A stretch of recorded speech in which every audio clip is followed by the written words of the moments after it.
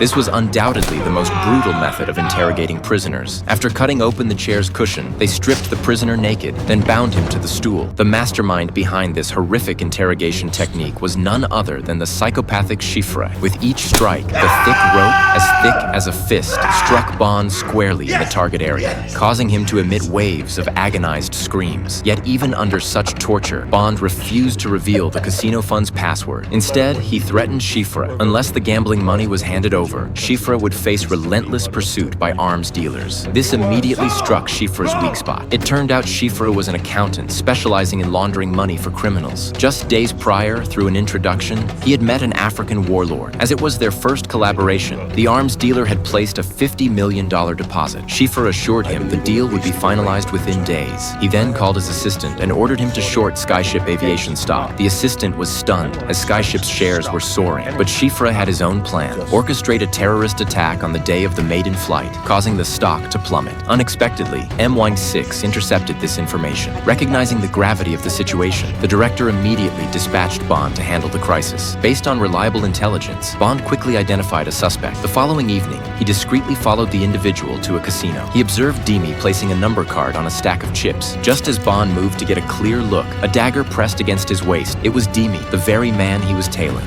Yet against Bond, he ultimately fell short. Bond feigned a glance, then delivered a punch, swiftly redirecting the dagger into his opponent's vital spot. But after neutralizing him, Bond discovered the number card on the chips had been removed. Realizing something was amiss, he rushed outside. Seeing his target slipping away, he grabbed Demi's phone and dialed. Soon, a man in black carrying a backpack answered. After confirming the contact's identity, Bond followed again. Before long, they arrived at Miami Airport, but Bond's movements were detected. As Bond turned his head, the man darted into a nearby fitting room. He changed into a pre-prepared security uniform, but Bond, the elite agent, spotted him again. To evade pursuit, the man smashed the emergency sprinkler system, causing water to gush out instantly and throwing the scene into chaos. Seizing the opportunity, the man quietly approached a tanker truck. After neutralizing the driver, he attached a remote-controlled bomb to the underside of the vehicle. Then he drove the tanker straight toward the Skyship passenger aircraft. As the crisis intensified, Bond rushed to the scene, leaping from the boarding ramp and landing directly on the tanker. He sprinted toward the cab, vaulted inside,